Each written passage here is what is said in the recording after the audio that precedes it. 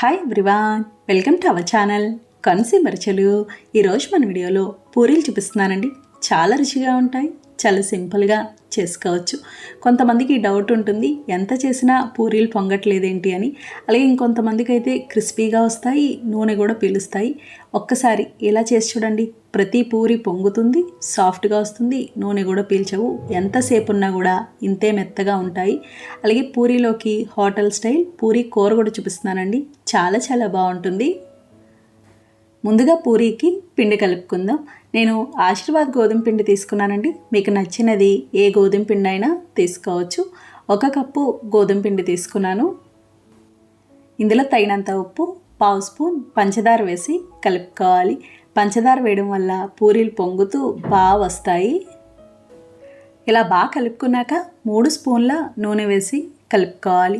మనకి పూరి అయినా, చపాతీ, పుల్కా, దేనికైనా సరే పిండి కలుపుకునే దాన్ని బట్టే ఉంటుందండి. వీటి అన్నిటికీ కూడా పిండి సాఫ్ట్గా కలుపుకోవాలి, గట్టిగా కలుపుకోకూడదు. పిండి గట్టిగా కలుపుకున్నారనుకోండి, పూరీలు కూడా సాఫ్ట్గా రావు, పొంగవు అసలు. చూడండి, ఇలా కలుపుకున్నాక తగినన్ని నీళ్లు పోసి పిండి సాఫ్ట్గా కలుపుకోవాలి.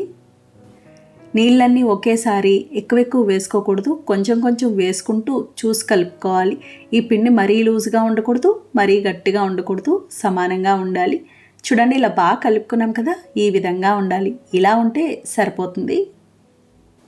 ఇప్పుడు మూత పెట్టేసి పిండి నానబెట్టుకోవాలి. ఇది నానే లోపల కూర చూద్దాము. మనకి ఎప్పుడైనా సరే పూరీకి 20 నిమిషాల పాటైనా నానాలండి.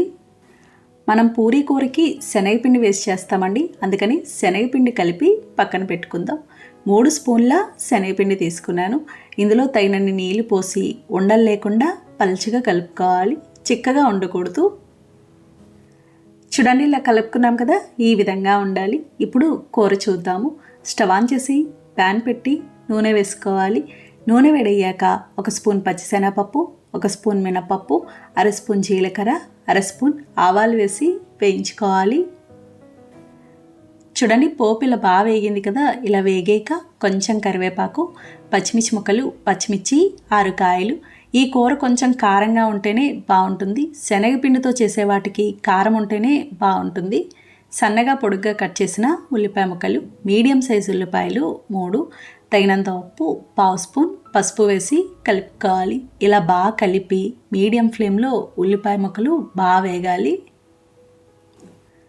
చూడండి, ఇలా బాగా వేగినాయి కదా, ఈ విధంగా ఉండాలి. ఇలా వేగితే సరిపోతుంది. ఇప్పుడు ఇందులో పెద్ద గ్లాస్తో 1 గ్లాస్ వరకు నీళ్లు పోసుకోవాలి. మీకు అంతగా నీళ్లు తక్కువైనాయి అనుకోండి, చూసి వేసుకోవచ్చు. అలాగే ఉడికించుకున్న బంగాళదుంప ముక్కలు, మీడియం సైజ్ బంగాళదుంప ఒకటైతే సరిపోతుంది. బంగాళదుంపలను ఇలా ఉడికించి వేసుకుంటే బాగుంటుంది. ఇలా బాగా కలిపి మీడియం ఫ్లేమ్లో 6 నిమిషాల పాటు ఉడికించుకోవాలి. చూడండి, ఇది ఇలా బాగా ఉడికింది. 6 నిమిషాల తర్వాత ఈ విధంగా ఉంటుంది. ఇప్పుడు లో ఫ్లేమ్లో పెట్టి మనం ముందుగా శనగపిండి కలిపి పెట్టుకున్నాం కదండి, అది మళ్ళీ ఒకసారి కలుపుకొని వేసుకోవాలి. శనగపిండి వేసాక వెంటనే చిక్కబడిపోతుంది, ఇంకెక్కువసేపు కూడా ఉడికించాల్సిన అవసరం ఉండదు. మీకు ఇలా ఉడికించేటప్పుడు చిక్కగా అనిపిస్తుంది అనుకుంటే కొంచెం నీళ్లు పోసుకోవచ్చు. 1-2 నిమిషాలు ఉడికించుకొని స్టవ్ ఆఫ్ చేసుకోవచ్చు. 2 నిమిషాల తర్వాత ఈ విధంగా ఉంటుంది. ఇంతేనండి, పూరీ కూర తయారైంది. చాలా చాలా బాగుంటుంది. అలాగే మీరు ఇందులోనే ఉడికించిన క్యారెట్ ముక్కలు, పచ్చి బఠానీ కూడా వేసుకోవచ్చు బంగాళదుంప ముక్కలతో పాటుగా. ఈ లోపల మనకి పూరీ కూడా పిండి బాగా నానింది. మళ్ళీ ఒకసారి కలుపుకోవాలి. ఇలా కలుపుకొని చిన్న చిన్న ముద్దల్లాగా చేసుకోవాలి. పూరీ సైజుని బట్టండి, చిన్న చిన్న పూరీలు కావాలి అనుకుంటే చిన్న బాల్స్ చేసుకోవాలి. కొంచెం మీడియం సైజ్ అయితే ఈ విధంగా చేసుకోవచ్చు. ఇలా సాఫ్ట్గా చేసి పక్కన పెట్టుకోవాలి. చూడండి, అన్నీ ఇలా చేసుకున్నాం కదా. ఇప్పుడు పొడిపిండి అద్దుకొని పూరీలు ఒత్తుకుందాం. ఇవి మరీ పల్చగా ఒత్తకూడదు, మరీ మందంగా ఉండకూడదు, సమానంగా ఉండాలి. బాగా పల్చగా ఉన్నా కూడా సరిగ్గా పొంగవు, క్రిస్పీగా వస్తాయి. కొంతమంది నూనెద్ది పూరీలు ఒత్తుతారు, అలా వద్దు. అలా చేసినవి కొంచెం నూనె పీల్చినట్టు ఉంటాయి. ఇలా పొడిపిండి అయితేనే బాగుంటుంది. పొడిపిండి కూడా గోధుమ పిండి. చూడండి, ఇలా ఒత్తుకున్నాం కదా, ఈ విధంగా ఉండాలి.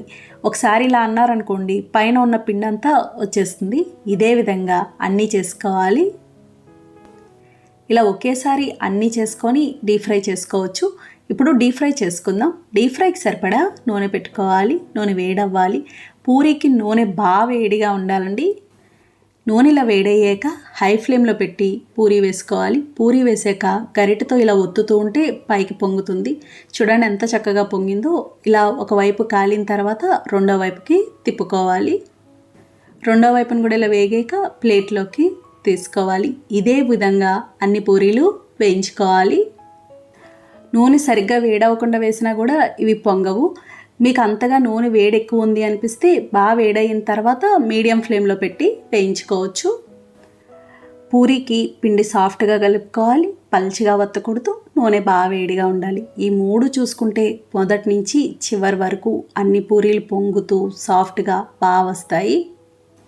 నాకు తెలిసి ప్రతి ఒక్కరూ ఇష్టంగా తినే బ్రేక్ఫాస్ట్ అండి పూరీ. ఎవరైనా గెస్ట్లు వచ్చినా కూడా మనం స్పెషల్గా ఎక్కువగా చేస్తూ ఉంటాము. బయట మనకి పూరీకి ప్రత్యేకంగా పూరీ పిండి అని దొరుకుతుందండి, కానీ అందులో మైదా పిండి ఉంటుంది. ఇలా గోధుమ పిండితో చేస్తేనే బాగుంటుంది. చూడండి అన్నీ ఇలా చేసుకున్నాం కదా, ఇంతేనండి పూరీ కూర తయారైంది.